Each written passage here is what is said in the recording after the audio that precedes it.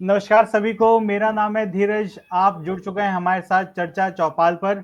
और आज हमारे साथ हैं वीरेंद्र पुंज जी, जो फॉर्मर एसीपी हैं दिल्ली पुलिस के, और इस वक्त कानून का कायदा mission for legal studies India नाम से एक कैंपेन चला रहे हैं। नमस्कार सर। नमस्कार धीरज जी, नमस्कार सभी दर्शक महोदय को। सर, पहला सवाल आपकी सेवा से जुड़ा हुआ रहेगा। आपने दिल्ली पुलिस में इतना लंबे समय तक अपनी सेवाएं दी। थोड़ा सा अपने एक्सपीरियंस के बारे में बताइए, और दिल्ली पुलिस किस तरह से काम करती है, एट प्रेजेंट क्या चैलेंजेस हैं, किस तरह से उन पे काम हो रहा है, उस बारे में थोड़ा दर्शकों को जानकारी दीजिए। नमस्कार, मैं रेखा तिवारी एफ.एन. कला सृजन के माध्यम से, और एफ.एन. जो कि हमारे उत्तराखंड की सांस्कृतिक धरोहर है, उसी को हम डिफरेंट प्रोडक्ट्स के थ्रू लोगों तक, आज के लोग जो बाहर अपने जन्मभूमि से निकल गए हैं, वहाँ उन लोगों को अपनी आर्ट से कनेक्ट कराने का मेरा एक छोटा सा प्रयास है। और एफ.एन. जो कि अब सरकार से इसको जीआई भी मिल गया है, क्योंकि इसकी अपनी एक अलग पहचान है। ये डिफरेंट प्रोडक्ट्स के थ्रू एक मेरा प्रयास है। दीपक जी, ये मेरे लिए बड़ी गर्व की बात है कि मैं अपने ही शहर में और अपने ही शहर की पुलिस के साथ करीब 89 से जुड़ा, और 2025 में वहाँ से सेवानिवृत्ति प्राप्त करके वापस समाज के साथ जुड़ा हूँ। तो केवल एक ही सपना मन में था कि जब मैं अपना कार्यकाल समाप्त करके वापस समाज में जाऊं, तो एटलीस्ट कोई मेरे और मेरे दिल्ली पुलिस के दामन पर ऐसा कोई क्वेश्चन रेज ना करे कि भी आपने समाज के लिए क्या किया, बच्चों के लिए क्या किया, महिलाओं के लिए क्या किया। तो मैं शुक्रगुजार हूं अपनी दिल्ली पुलिस का, जो देश की सबसे बेहतर पुलिस है, और वर्ल्ड में भी इसका स्थान सर्वोपरि लिया जाता है, कि जिसने मुझे ये अपॉर्चुनिटी दी कि मैं यहाँ जिन भी अधिकारियों के साथ और स्टाफ के साथ, और जहाँ जहाँ भी मेरी पोस्टिंग रही, वहाँ के लोगों के साथ मिलकर कानून कानून का कायदा लोगों तक पहुँचाने में, और उनकी समस्याओं को बिना किसी हील हुज्जत के इनकन्वीनियंटली दूर करके, और उनकी समस्याओं को दूर करके उस पर मैं अपना खरा उतरा।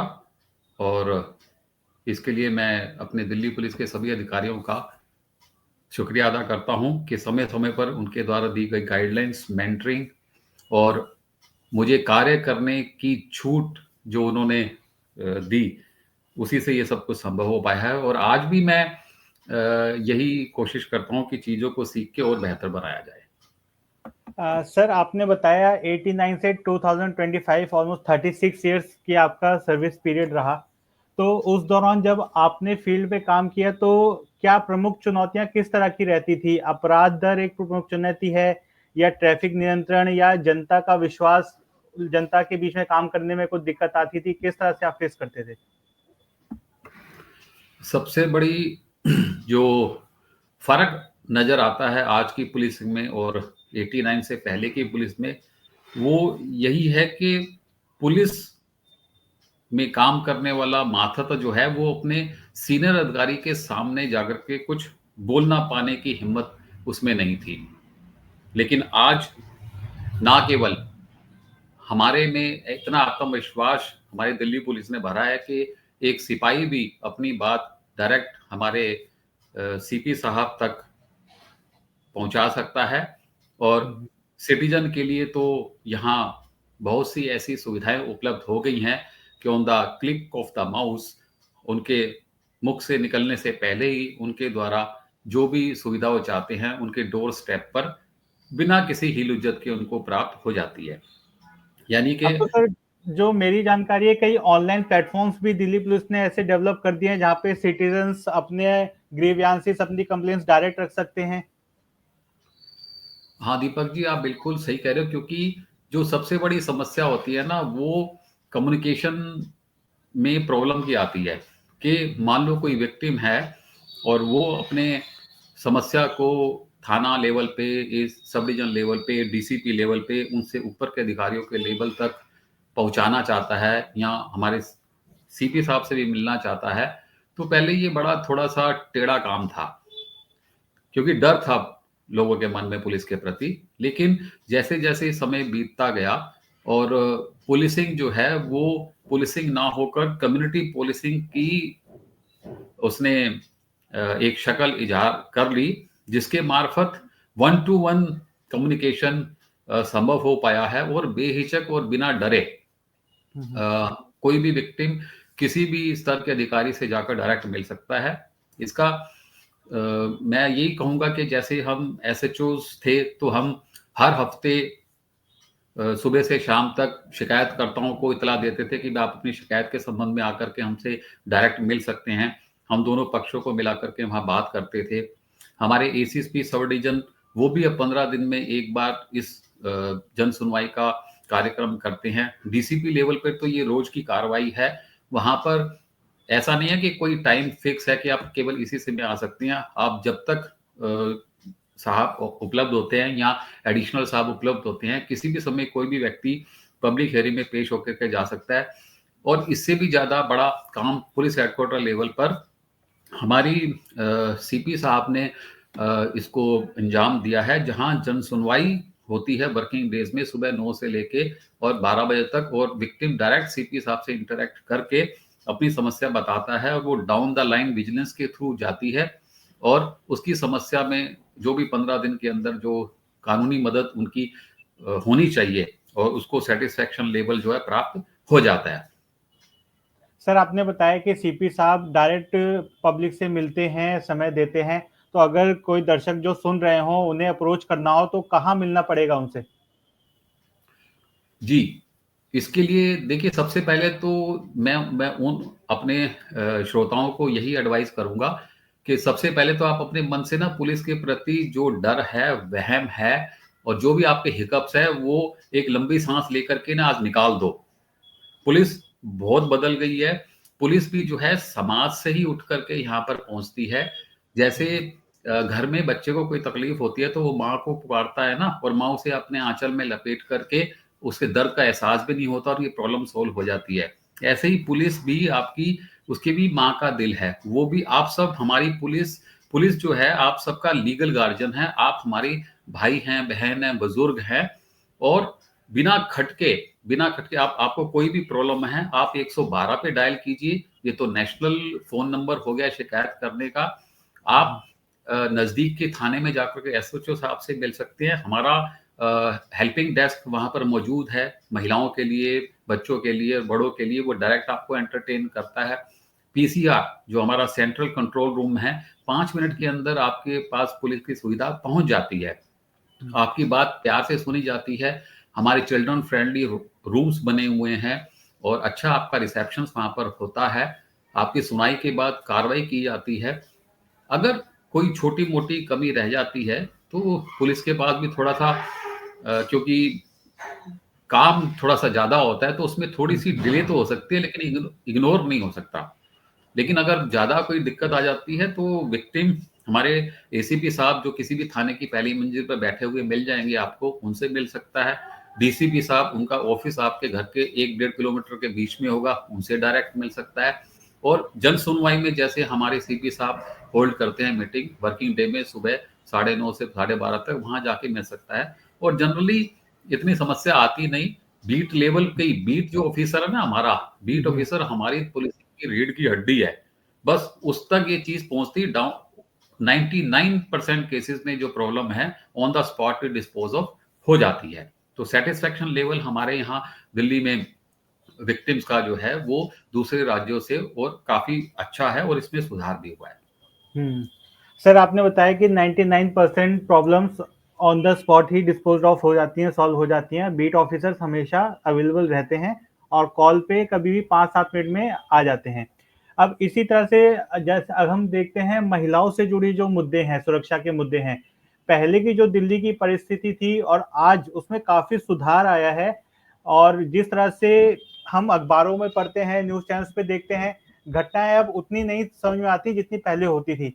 तो आप तो क्योंकि अभी ही रिटायर हुए हैं, पिछले 10-15 सालों में दिल्ली पुलिस ने क्या क्या वो कदम लिए और किस तरह से इस क्षेत्र में काम किया है, अगर उसकी जानकारी आप दे पाए तो अच्छा रहेगा। ये आपने बिल्कुल अच्छा सवाल किया कि देखिए क्राइम की कैटेगरी बहुत सारी हैं, लेकिन मॉडर्न डेज पे जो सबसे ज़्यादा सेंसिटिव क्राइम है, उसको मैं मानता हूँ कि crime against the children, crime by the children and crime against the women. और अभी लेटेस्ट जो है इसमें साइबर क्राइम और जुड़ गया है, और साथ ही एक बड़ी ही गंभीर बात हमारे समाज में निकल के आ रही है, जिसको आप सेक्सटॉर्शंस कह सकते हैं, हनी ट्रैप कह सकते हैं, ब्लैकमेलिंग कह सकते हैं, मॉर्फिंग कह सकते हैं। और कुछ केसेस में ब्लैकमेलिंग भी है कि भी झूठे रेप के केसेस हो रहे हैं या डोरी के केसेस बना करके और आर्बिट्ररी अरेस्ट करने की समस्याएं भी उभर के आ रही हैं। तो ये सोसाइटी से रिलेटेड जो ये क्राइम्स हैं, इनको बड़ी सेंसिटिव तरीके से हैंडल करने की जरूरत होती है, और दिल्ली पुलिस ने इसमें बड़ी पारंगता हासिल की हुई है। मैं आपको बताऊं कि आप देखिए, आप गूगल ऐप खोलेंगे तो सबसे पहले आप वहां डाल करके एक तत्पर ऐप खोलो। तत्पर ऐप खोलोगे तो आप पाओगे कि जैसे आप किसी जोमेटो या स्विगी या किसी होटल का मेनू कार्ड खोलते हो ना, तो वहां पर आपको डिफरेंट डिशेस मिलती हैं, उनका कॉस्ट प्राइस मिलता है और उसको चुन करके आप ले लेते हैं, लेकिन वहां तो पैसे देने पड़ते हैं। लेकिन दिल्ली पुलिस की जो तत्पर ऐप है उसमें 50 के करीब सिटीजन सर्विसेज हैं जो आपको ऑनलाइन और फ्री उपलब्ध प्राप्त होती हैं। इनमें आपकी कोई चीज चोरी हो जाए या खो जाए, या आपको जैसे महिला से बात आपने करने की कोशिश की कि भी महिलाओं को कैसे हेल्प मिल सकती है, तो उसमें एक हमारा ऐप है, हिम्मत ऐप है, जिसमें आप अपनी ग्रीवेंसेस डाल सकते हैं। सीनियर सिटीजन के लिए ऐप्स है, लैंड और टेनेंट के लिए वेरिफिकेशन के लिए ऐप है, करेक्टर सर्टिफिकेट के लिए ऐप है। मतलब आप रोजमर्रा की जो भी ऐसी चीज की आपको आवश्यकता है, आप क्लिक दबाएं और उधर फीड करें, और इधर से आपको उसका हैंड टू हैंड फीडबैक आपको मिल जाता है। एक तो ये हो गया। दूसरा, महिलाओं के लिए जैसे हमारे, आपने थानों में गए होंगे, आपने देखा होगा महिला हेल्प डेस्क बनी हुई है। आप देखा होगा कि जो विक्टिम्स होते हैं, बच्चे हैं या महिलाएं, उनके लिए एक अलग वन स्टॉप सेंटर बना हुआ है। कैमरा प्रोसीडिंग किसी को पता नहीं चलती, और छुप के उनकी सारी बातें, उनकी बात अटेंड की जाती है, उनकी प्रेजेंस में बात की जाती है। इसके अलावा डार्क स्पॉट्स आइडेंटिफिकेशंस होते हैं। इसके अलावा आप जो हमारे स्कूलों में, कॉलेजों में हम अवेयरनेस कैंप चलाते हैं, सेल्फ डिफेंस की ट्रेनिंग देते हैं, वो एक स्पेशल स्पूवाक, special police unit for children and women establish किया हुआ है, जो इन सभी चीजों को मॉनिटर करता है और समय समय पर डिस्ट्रिक्ट्स को उसमें करेक्टिव मेजर्स दे करके परफॉर्मेंस को और बेटर करता है। और यही एक कारण है कि देखो, क्राइम अगेंस्ट वुमेन है, क्राइम अगेंस्ट चिल्ड्रन है और क्राइम बाय द चिल्ड्रन है। ये आज की बड़ी एक ज्वलंत समस्या है, जिस पर सोसाइटी को खुद ही अवेयर होकर के प्रिवेंटिव स्टेप लेने की आवश्यकता है। पुलिस अपनी तरफ से हर वो संभव कार्य करती है। पुलिस कानून आपके थाने में, एरिया में, आपके स्कूलों में बच्चों को जाकर के उसके बारे में पढ़ाती है, समझाती है, और इवन उन्हें अपने स्कूल में इस एक सब्जेक्ट है लीगल स्टडीज, उसको पढ़ने के लिए प्रेरित भी करती है, ताकि ये जो सारी समस्या है आप चाइल्डहुड में ही अंडरस्टूड कर जाएं, और एक बच्चा क्राइम ना करे और दूसरा बच्चा क्राइम विक्टिम ना बने। तो इससे इस लीगल एजुकेशन की फायदा यही होगा कि सोसाइटी में हमारे चिल्ड्रन और महिलाएं और सुरक्षित रहेंगी। साइबर पर जो अवेयरनेस है, ऐसे क्राइम होंगे नहीं, और बल्कि इस स्टडीज, लीगल स्टडीज के सब्जेक्ट को पढ़ के बच्चे अपना कैरियर बनाकर राष्ट्र को उन्नति की ओर ले जाने की क्षमता रखते हैं। अभी आएंगे सर, लीगल स्टडीज वाले टॉपिक पे भी आएंगे। उससे पहले मेरा एक सवाल कि बीएनएस जो भारतीय न्याय संहिता अभी रिवाइज हुई है, उसमें कुछ प्रावधान आए थे जिसमें टेक्निकल चीजों पे बहुत ज्यादा जोर दिया गया था, और हाल ही में दिल्ली पुलिस ने ये गौरव हासिल किया कि जो भी बदलाव आए हैं बीएनएस द्वारा, उनको 100% उन्होंने अप्लाई कर लिया है अपने सिस्टम में। तो क्या क्या मेजर चेंजेस हैं और टेक्नोलॉजी वाइज कैसे इंप्रूवमेंट आ रही है, कैसे हेल्प कर रही है, थोड़ा उसके बारे में बताइए। ये बड़ा सटीक क्वेश्चन आपने पूछा है। हम जैसे ही अपना कोई चार्जशीट बना के कोर्ट में ट्रायल के लिए भेजते हैं ना, तो उसमें से एक्विटल्स रिपोर्ट हमारे पास आती हैं। तो अर्लियर हमारे यहाँ लीगल सेल है जहां हम एक्विटल रिपोर्ट को एक्सेस करते हैं, एग्जामिन करते हैं और उन कमियों को हम नीचे भेजते थे। तो उन एक्विटल्स में हमें ये पता चलता था कि भाई जो मेजर का जो एक्विटल है वो है hostility of witnesses, contradiction in statement of the witnesses, और कई ऐसे टेक्निकल रीजंस होते थे जिसका कोर्ट जो है अपने लेवल पे कंसीडरेशन करके इसको बेनिफिट ऑफ डाउट देके को छोड़ दिया करता था। लेकिन अब क्योंकि बीएनएसएस ने इन सभी लूपहोल्स को खत्म करते हुए इन्वेस्टिगेशन स्किल्स अपग्रेड किए हैं, और इसके द्वारा जैसे ऑडियो वीडियो रिकॉर्डिंग हो जाती है, किसकी, सीन ऑफ क्राइम की हो जाती है, सीजर्स की हो जाती है, कन्फेशंस की हो जाती है, और अरेस्ट की हो जाती है, कोई चीज आपने वहां से उठाई है उसकी बन जाती है। और इसके अलावा ईएफआईआर की फैसिलिटीज आपको ऑनलाइन मिल गई है, तो डिजिटल एविडेंस जो है वो एडमिजिबल है, victims as witness rights protect हो रहे हैं, विक्टिम सेंट्रिक अप्रोच है, यानी कि आपको कॉपी एफआईआर की फ्री मिल जाएगी और 90 डेज के अंदर अंदर जो है वो आपको उसका स्टेटस अपडेट करते रहना पड़ेगा, और साथ में ही अरेस्ट की जो इंफॉर्मेशन है वो आपको कन्वे होगी। रेप विक्टिम की आइडेंटिटी जो है वो डिस्क्लोज नहीं होती है, फीमेल ऑफिसर ही उसको डील करते हैं in the presence of social worker. और जो 7 साल प्लस इम्प्रिजनमेंट के जो हमारे मुकदमे हैं उनमें फॉरेंसिक एक्सपर्ट्स की विजिट को मैंडेटरी कर दिया गया है। 0 एफआईआर, यानी कि अब पूरा भारत जो है वो कहीं भी कोई अपनी रिपोर्ट करना चाहता है तो एफआईआर दर्ज की जाती है, जिसको 0 एफआईआर की संज्ञा दी गई है। और 30 डेज के अंदर अंदर उसको 45 डेज को एक्सटेंड भी किया हुआ है 15 दिन में, कि वहाँ चार्ज वगैरह फ्रेम होंगे चार्जशीट डालने के बाद, और 60 डेज का टाइम होता रहता है कि भाई इन्वेस्टिगेशन कंप्लीट करके उसको फाइल किया जाए। तो ये कई ऐसी चीजें हैं जो जिन्होंने हमारी इन्वेस्टिगेशन स्किल्स को बेहतर बनाया है पहले से, जो अब जिन आधार पर मुलजिम छूट जाते थे अब बड़ा मुश्किल हो जाएगा उनके लिए इन सब बातों का जवाब देना, और कन्विक्शन रेट में जो है वो बढ़ोतरी आएगी। थैंक यू सर, आपने इतना डिटेल में बताया क्योंकि ज़रूरी था, क्योंकि कई बार ऐसा होता है कि सरकारें और विभाग तो अपनी तरफ से कोशिश करते हैं लेकिन जनमानस तक वो चीज़ें पहुंच नहीं पाती हैं। तो आई होप जो दर्शक देख रहे होंगे उन लोगों को समझ में आ गया होगा कि बीएनएस के आने से और जो दिल्ली पुलिस किस तरह से काम कर रही है, टेक्नोलॉजी किस तरह से पुलिस को भी हेल्प कर रही है, जिसका एट द एंड फायदा सिटीजन्स को ही मिलेगा। एक्चुअली सिटीजन फर्स्ट, हाँ, सिटीजन फर्स्ट, हाँ सिटीजन सेंट्रिक है, उनके लिए ही किया जा रहा है सारा। ठीक है। अच्छा सर, अब नेक्स्ट आते हैं, आपका जो मिशन है लीगल स्टडीज इंडिया, तो ये क्या कॉन्सेप्ट है, आप कैसे आपके दिमाग में आया, क्यों आपको जरूरत लगी है करने की, और जहां तक मेरी जानकारी है आप सर्विस में थे उसी टाइम आपने इस पे काम करना शुरू कर दिया था, काफी आपने काम किया उस दौरान भी, थोड़ा इसके बारे में बताइए। हाँ, इसके लिए मैं आपको यही बताना चाहूंगा, देखो अगर आप 2023 की एनसीआरबी क्राइम रिपोर्ट को देखें जो 2024 में पब्लिश हुई थी, तो हमारी पूरे इंडिया में as per NCRB 6.24 million cases registered हुए हैं। समझ रहे हैं आप, 6.24 मिलियन केसेस रजिस्टर्ड हुए हैं, और इसमें क्राइम अगेंस्ट चिल्ड्रन जो 18 साल से कम के उम्र के बच्चे हैं उनके विरुद्ध जो अपराध हुए हैं वो 1,77,335 केसेस हुए हैं।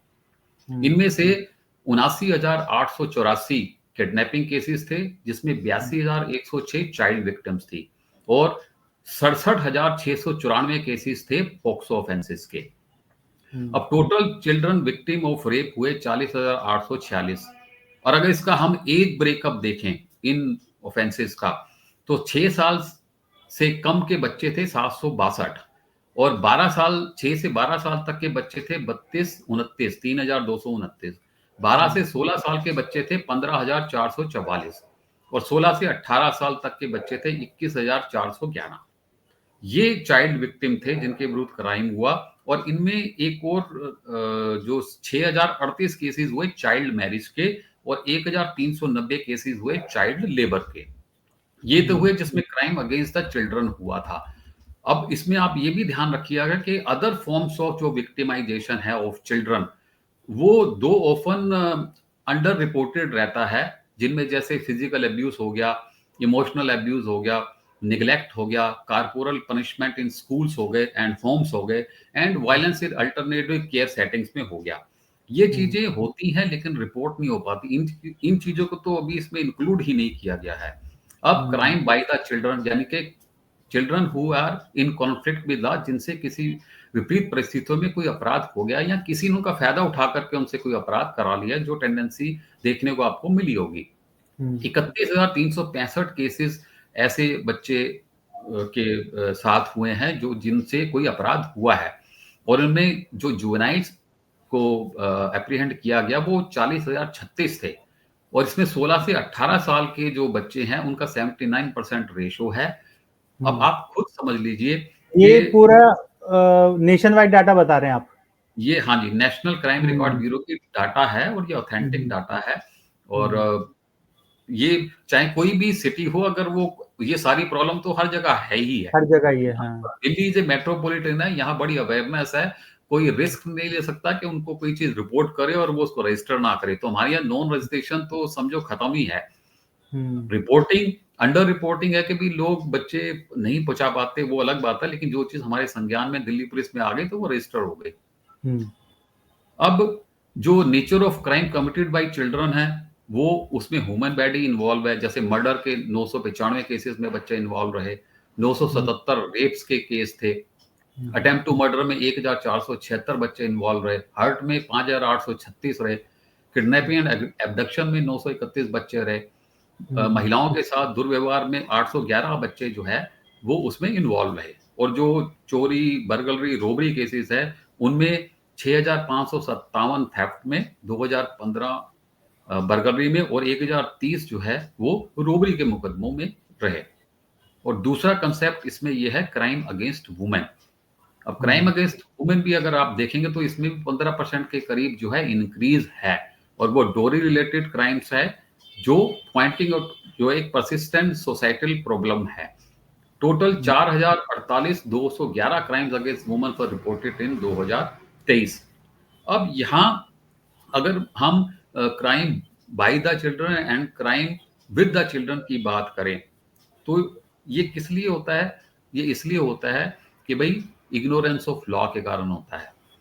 अब इग्नोरेंस ऑफ लॉ किस कारण है? क्योंकि जो एजुकेशन ऑफ लॉ है वो स्कूलों में बच्चों को उपलब्ध नहीं कराई जा रही। देखिए, मैं यहाँ लीगल अवेयरनेस, लीगल लिटरेसी की बात नहीं कर रहा। लीगल अवेयरनेस, लीगल लिटरेसी और लीगल एजुकेशन तीनों डिफरेंट है, लेकिन लीगल अवेयरनेस और लीगल लिटरेसी बिना लीगल एजुकेशन दिए इनकम्प्लीट है। मैंने कई बार देखा है, मैं स्कूलों में जाता हूं, मुझे इनवाइट करते हैं, बल्कि 2008 से ही मैं जो पहली बार एसएचओ लगा था तभी से मैंने अपनी पुलिस के आगे कम्युनिटी लगा दिया था कि भाई कम्युनिटी पुलिसिंग करनी है। कि मेरा मन था, मेरा ड्रीम था कि मैं मेरे एरिया के रहने वाला किसी बच्चे के साथ क्राइम ना हो, या वो बच्चा किसी के साथ कोई क्राइम ना करे। तो उसके लिए मैंने स्कूलों में विजिट करना शुरू किया और बच्चों के मन की बात जाननी शुरू की, और उनकी प्रॉब्लम्स को हम उनके पेरेंट्स और टीचर के माध्यम से सोल्व किया। और धीरे धीरे ये पता चला कि भाई इन स्कूलों में बच्चों को इस लीगल एजुकेशन के बारे में अवेयर नहीं कराया जाता। इवन स्कूल्स के को भी इनके बारे में कई बार नॉलेज नहीं थी। यहाँ में आपको बात आई जब निर्भया 2012 वाला केस हुआ ना, उसके बाद सरकार ने देखो बड़ा अच्छा कदम उठाया। पूरे भारत में उसने कक्षा 11वीं और 12वीं में सीबीएसई के थ्रू एक सब्जेक्ट इंट्रोड्यूस किया, लीगल स्टडीज।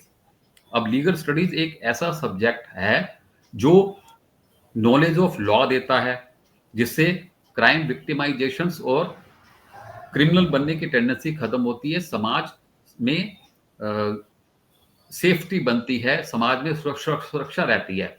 और उसी लीगल स्टडीज का सब्जेक्ट पढ़ के बच्चा अगर चार्टर्ड अकाउंटेंट बनना चाहता है बनेगा, आईएएस बनना चाहता है बनेगा, आईपीएस बनना चाहता है बनेगा, पुलिस ऑफिसर बनेगा, जज बनेगा, लॉयर बनेगा, नेशनल लॉ यूनिवर्सिटी में एडमिशन्स लेगा, बीबीए करेगा, एमबीए करेगा, बिजनेस करेगा, मतलब जो डे टू डे लेवल की प्रॉब्लम्स हैं या डे टू लेवल के सब्जेक्ट एक सिविल सोसाइटीज में होते हैं, वो सारे के सारे उन बच्चों को 11वीं 12वीं में क्रमबद्ध तरीके से उसकी बेसिक नॉलेज डिलीवर कर दी जाती है।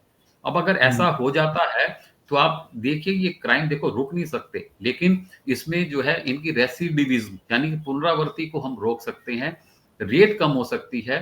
और जब दोनों बच्चों को नॉलेज ऑफ लॉ एजुकेशन के थ्रू मिल जाएगी तो उनका करियर भी बनेगा और समाज से क्राइम भी खत्म होएगा।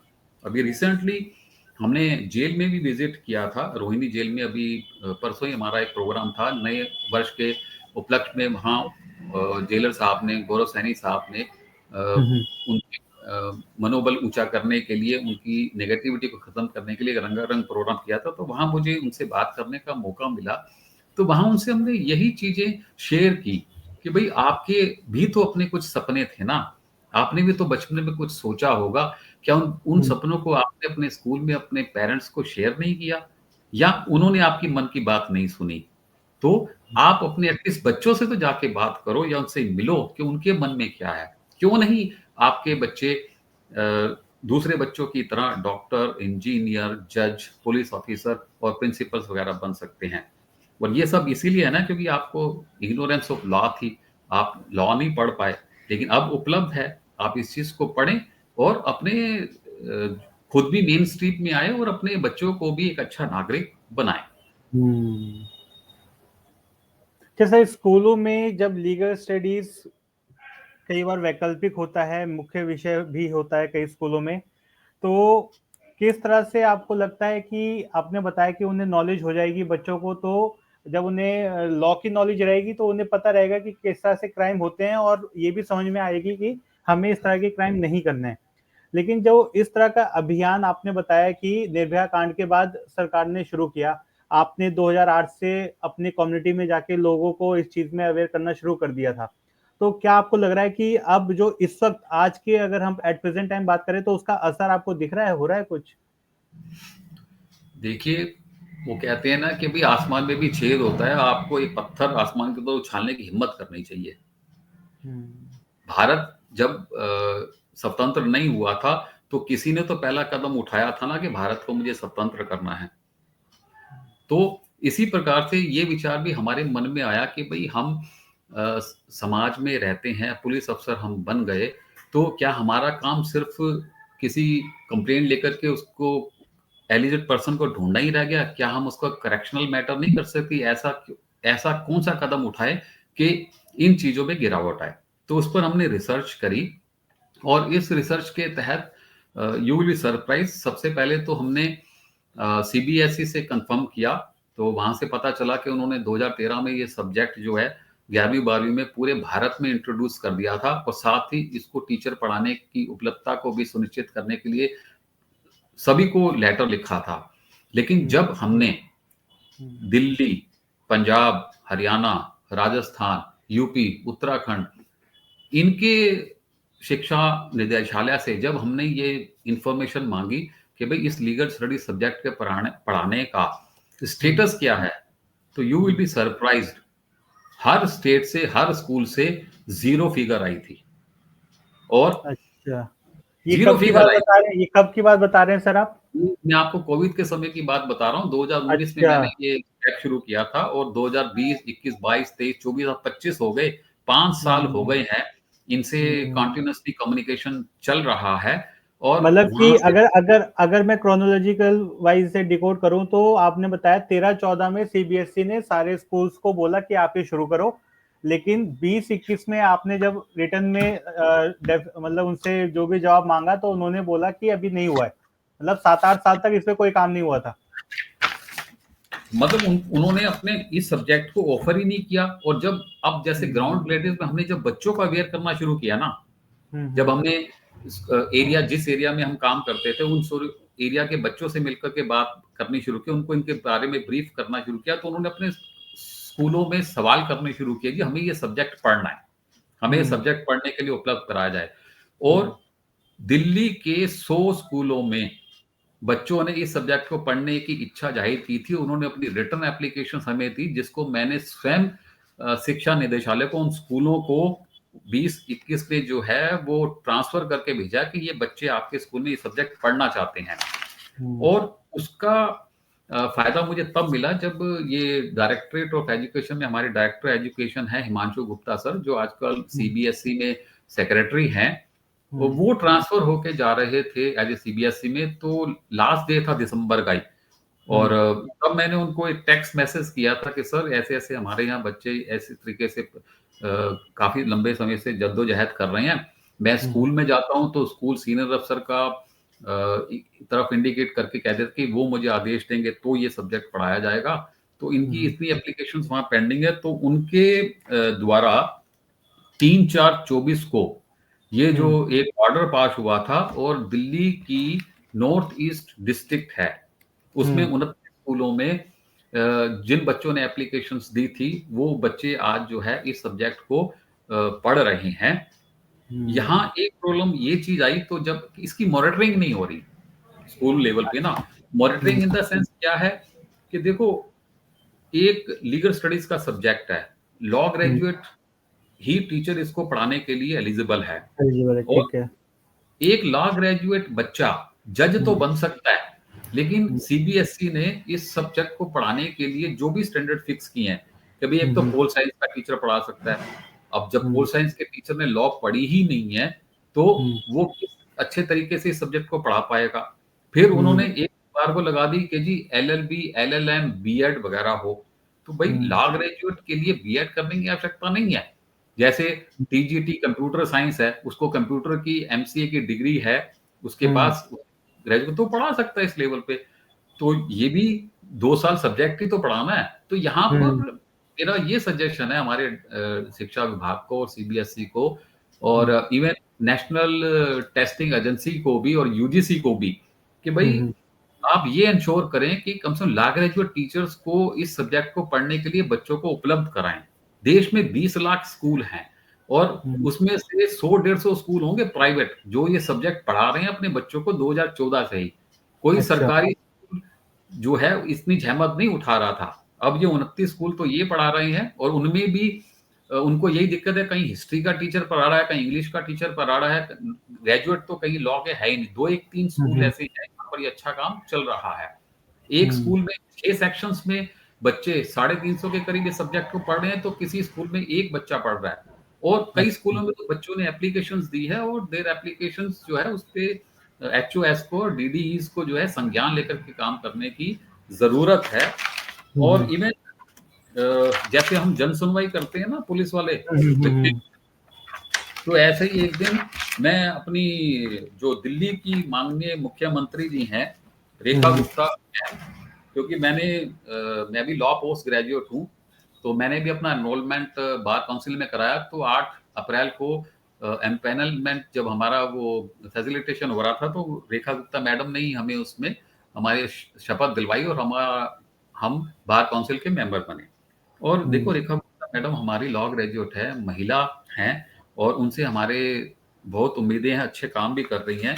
ये फिर मैं उनके पास जून में गया था, ये शायद आपको एक फोटो नजर आ रही होगी, लिखा हुआ है कि Voices of students reaches to CM for introduction of legal studies subject in their school।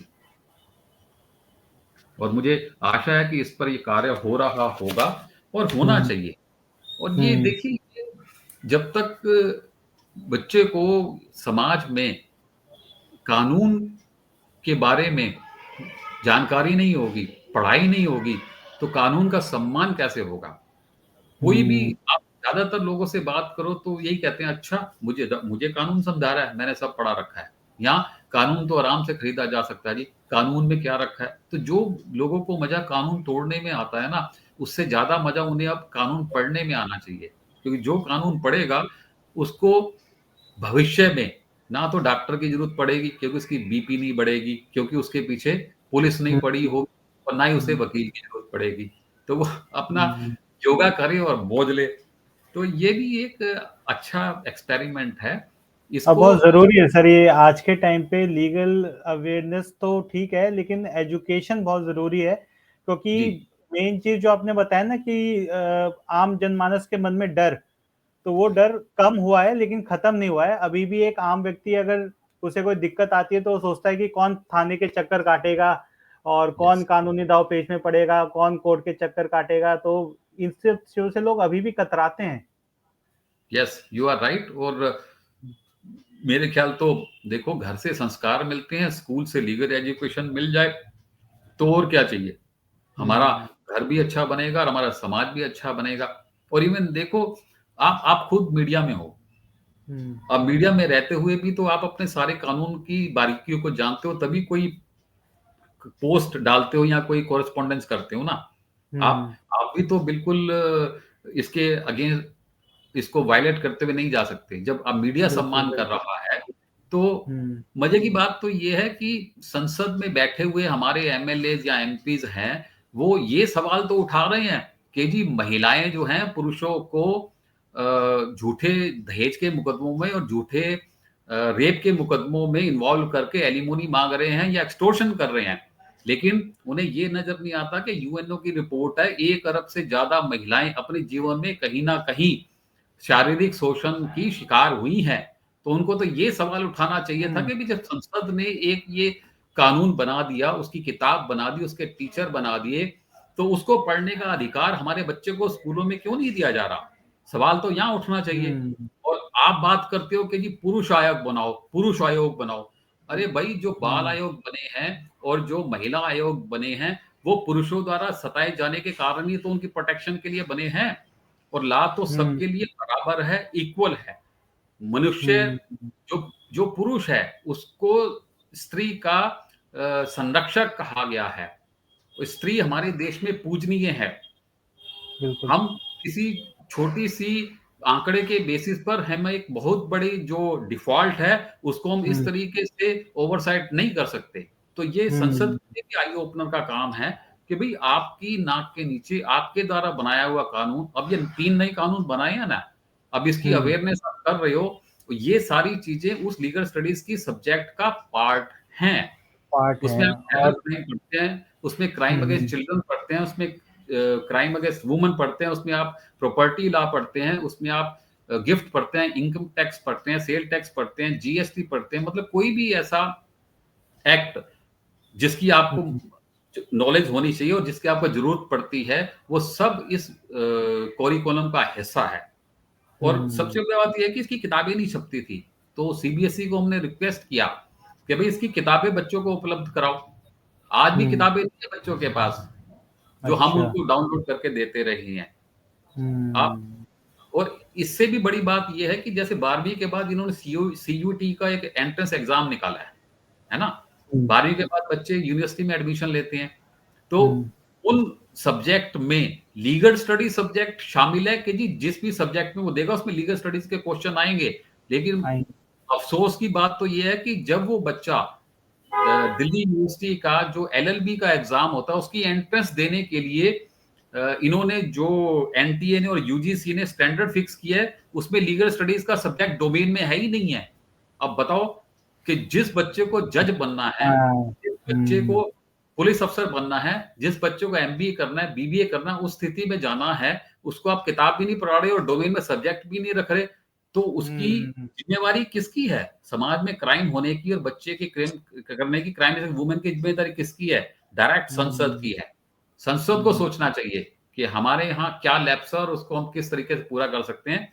और मेरी हम्म। रिक्वेस्ट है, मीडिया एक ऐसा साधन है, मीडिया एक ऐसा वेपन है, मीडिया एक ऐसा प्रोसीजर है और ऐसा हथियार है जो समाज में एक छोटी सी भी ऐसी लहर जिससे बहुत बड़ा परिवर्तन आना तय है, उसको जन जन तक पहुंचाने के लिए ये मीडिया का कर्तव्य है, जिम्मेदारी है। और मैं मीडिया का तहे दिल से शुक्रगुजार हूं कि उन्होंने समय समय पर इस प्रश्न को राष्ट्रीय स्तर तक इसको उठाया है।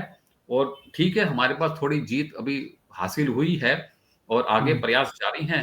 Let's hope for the best कि आने वाले समय में भारत के 20,000 स्कूलों में लाखों बच्चे करोड़ों बच्चे जो है लीगल स्टडीज सब्जेक्ट पढ़कर समाज को अपराध मुक्त बनाएंगे, अपना कैरियर बनाएंगे। और जितने भी मेरे लॉ ग्रेजुएट बच्चे हैं, बालिकाएं हैं, उनकी शादी नहीं होती, उनको कोई किराए पे मकान नहीं देता, उनके पास सोर्स ऑफ इनकम नहीं होता। जब वो बच्चे लीगल स्टडीज पढ़ाने के टीचर इन स्कूलों में नियुक्त किए जाएंगे तो उनका भी जीवन स्तर अच्छे से बीतेगा। और सबसे बड़ी बात यह है कि तब पुलिस, वकील, मीडिया और अदालत और हमारा सिटीजन, इन पांचों की दोस्ती पक्की हो जाएगी और हम आपस में मिलकर एक सुरक्षित, विकसित और जिसे कहते हैं ना कि भाई हर हर खुशियों से भरा हुआ एक भारतवर्ष का निर्माण जो हमारे पीएम मोदी साहब ने देखा है, उसको सच करने में हम सफल होंगे। चलिए, बहुत बहुत धन्यवाद सर। भारत को सुरक्षित और खुशियों से भरा बनाने का आपका ये एक प्रयास है जो कानूनी विद्या के द्वारा आप बच्चों तक पहुंचाना चाहते हैं, और वही बच्चे पढ़ के कल को जब बड़े होंगे भारत के नागरिक बनेंगे, अलग अलग क्षेत्रों में काम करेंगे।